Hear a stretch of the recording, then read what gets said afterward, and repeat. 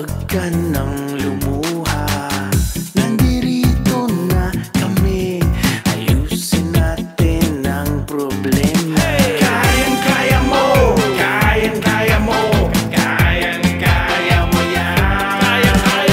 Kayang-kaya mo, kayang-kaya mo, laban lang. Kayang-kaya mo yan. Kayang-kaya mo, kayang-kaya mo, kayang-kaya mo yan. Kayang-kaya mo, kayang-kaya mo, laban lang. Isang magandang hapon po mga kababayan. Welcome back sa inyong paborito programa tuwing Sabado, ang Kaya Mo Yan sa DZRH. Undas ngayong weekend na ito. At alam ko na marami sa mga kababayan natin papunta sa mga semeteryo para kanilang bisitahin ang mga mahal sa buhay. Yung mga mahal sa buhay. Partner Emer, teka, babatiin muna kita habang gumagalaw pa ang signal ni Partner Cory. Partner Emer, good afternoon sir. Good afternoon, good afternoon. Ay, nako, happy Souls Day at kagahapon naman, happy Saints Day. Chairman Happy Ricky and Ageless Beauty, Cory Quirino. Cory, yes, kamusta ka dyan? Hello mga kababayan, kamusta po? Happy Undas, happy All Souls Day. Sige nga, Emer, anong kaibahan ng All Souls Day at All Saints Day? Ay, kahapon ang All Pastor Saints. Emer. Yes, ang All Saints Day ay lahat ng ating mga santo na mga tumutulong sa atin. Kahapon po yun. Okay. Ngayon, All Souls Day, yung mga departed family, friends natin. Yan. Okay. Kaya maganda na cemetery, tahimik ngayon sa November 2. Yun lang. So, kahapon, inalala natin ang mga santo. Yes, oo. Today, Yan. ang mga nauna na sa atin. Yes, oo. Okay. Pero sabi hanggang December 8, pwede tayong, ang tawag doon, indulgence. Hanggang November 8, pwede natin bisitahin tuloy-tuloy ngayong buong linggo. Yung mga santo. Itong mga ating mga departed loved ones. Yan. Okay. Kasi nga marami nga hindi sumasabay. Hindi sumasabay, Emer, dito sa rush. Kasi kahapon, nagpunta ko ng Silang, napaka-daming tao na nandun sa cemetery sa Silang, ano? Biyernes pa lang yun. So, nakikita natin, merong maaga nagpupunta, merong later naman nagpupunta. Ayun. Ganda. At ito naman, saan naman pupunta to si Miss Cory? Ma'am Cory! Alam ko, papuntang Quirino yan eh. Quirino! Papunta po kami ng aming TV crew ng The Good Life sa GTV. E-ere na po kami sa linggo. Kasama ang Department of Tourism. Very good. Sumama po kami sa DOT Philippine Experience ng Caraga Region. Pero ngayon naman, pupunta kami on our own upon invitation ni Governor Dax Kua. Yes. Siya nga pala, happy birthday kay Governor Dax, November Happy birthday, Gob! Okay, happy birthday, Gob! Pumunta po kami sa Quirino Province for abangan sa GTV sa The Good Life. Alright. So, oras natin 4:09 ng hapon, habang papunta sa Quirino si Partner Cory, biglang dineklara pala ang November 4 na Day of National Mourning. Sa dami po naging apektado ng Typhoon Christine, no? Iniutos ni Pangulong BBM, ni Pangulong Bongbong Marcos, Proclamation 728, kung saan ay magkaroon ng half-mast mula sunrise hanggang sunset sa lahat ng government buildings and installations all over the country in accordance with Republic Act 8941. Ang RA 8491 or Flag and Heraldic Code of the Philippines ay flag shall be flown at half-mast on buildings and places kung saan nakadisplay ito bilang or a national mourning sa mga namatay dito kay Typhoon Christine. So, nakikiraman po tayo dyan sa mga yan, no? Sa balita naman tungkol sa ating mga taga-Department of Agrarian Reform, binuksan na po ang usapan tungkol sa Internet of Things. Partner Emer, Mismong yung IoT. kaibigan natin, ha? Na si Undersecretary Jesry T. Palmares. Yes, Isang Undersecretary for Yes. Foreign Assisted and Special Projects. Siya ang nakipagkita sa mga delegasyon na dumalo sa DAR Central Office na pamumuno ni G. Arnold Bagalbaldo. Ayon kay Palmares, Emer, anong binanggit ni Palmares nung nakipagdayan siya?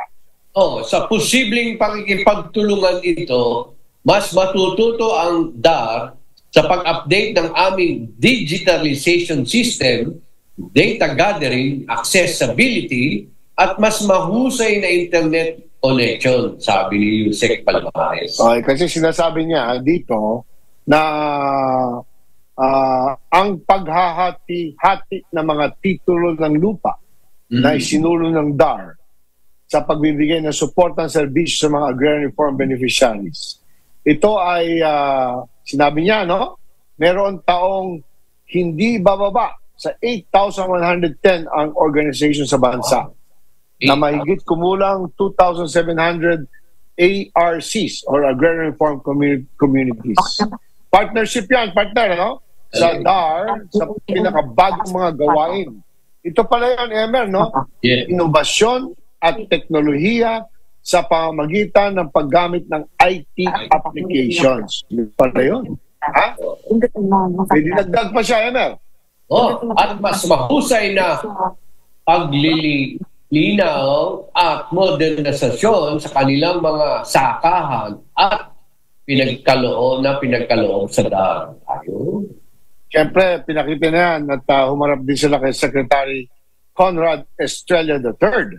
Sinabi ni Bagabaldo na ang Packet Works ay ang una at tanging connectivity provider para sa Internet of Things. Okay yun, Internet of Things.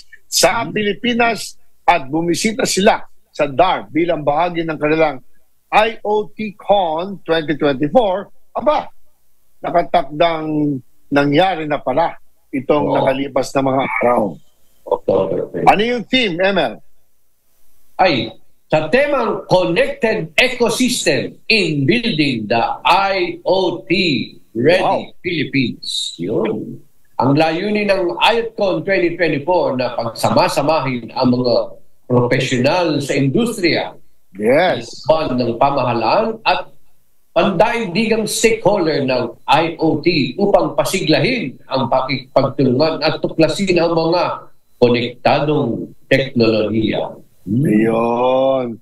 Ang grupo ay sinamahan din ni Alter Yegin, CEO ng LoRa Alliance, Henry Huang, CEO ng Browan, Yan Baudouin, Chief Sales Officer ng CareLink, Neil Carey, Vice President ng EMEA at PAC, Multitech, Lim Peng, Head ng Sales ng APAC, Netmore at Anicet Giamo, pinuno ng Lipuan Product Marketing, SIP Micro.